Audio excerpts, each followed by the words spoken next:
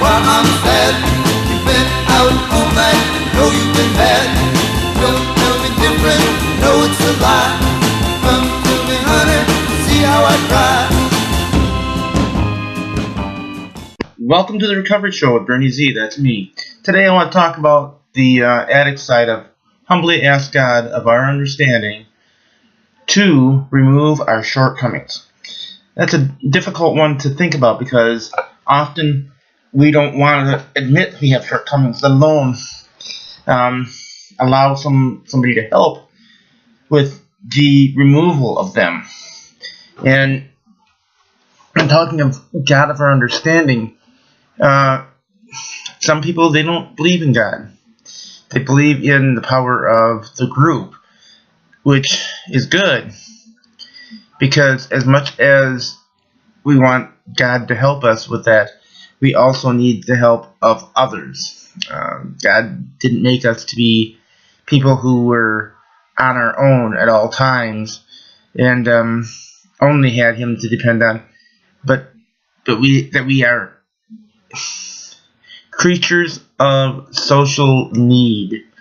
And what I mean by that is it's part of our makeup. No matter how mad we get, no matter how disturbed at times we get, we still want human interaction.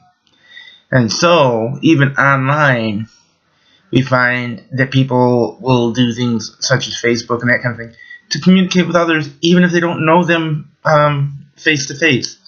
And that's what this whole idea of removing our shortcomings is about. It's about being willing to not only ask God as we understand Him, but also to ask others to help us. For me, that help came in the form of finally following through on something that had been threatened. I had been threatened with divorce from my ex. There was continually this animosity between us. So the idea that it needed to be completed in some way, shape, or form required me to decide on something. One of those things was I had heard, well, you've said you're going to leave, but you never do. And I know why.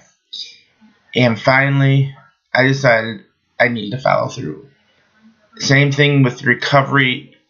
In recovery, we need to follow through. We need to follow through on our willingness to admit not only that we have a problem, but that problem has control over us if we allow it. And in order to get control of it, the addiction that is, we need to be willing to interact with other people, to hear what they have to say. And for me, one of the things I've done is I've started a mailing system. 3 times during the week I send out an email to people to remind them that there is something better in life.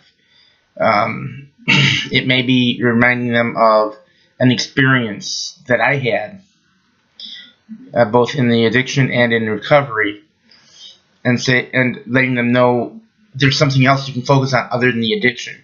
Because as long as we focus on that addiction, we're going to focus on continuing it or the damage it caused. Excuse me, I'm having difficulty due to asthma, so I breathe a little difficult sometimes. But the bottom line is remembering that removing those shortcomings isn't just something that it's not something that just happens because we've asked for help for it. We also have to have a willingness to make it happen.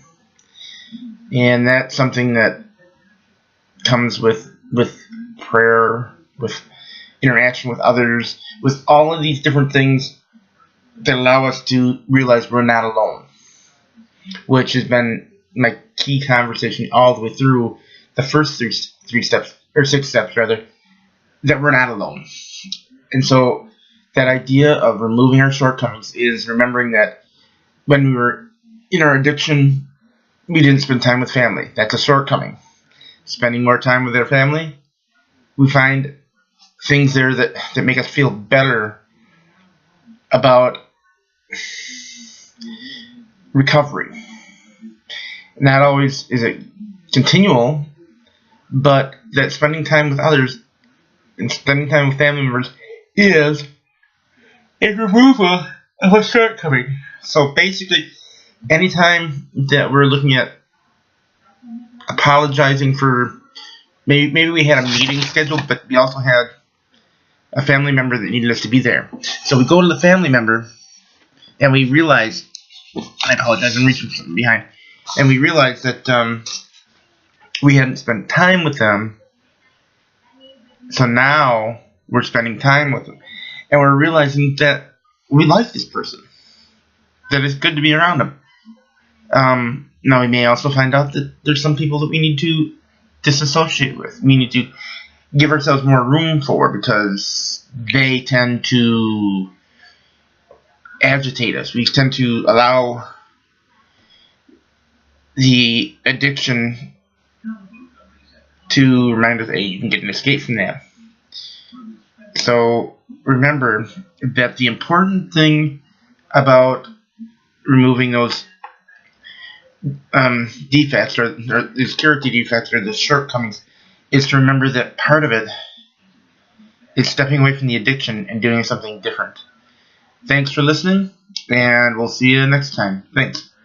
Enjoy, and please comment below, and even sign up for the email service that I have. It's free, and it's encouraging. Have a good day.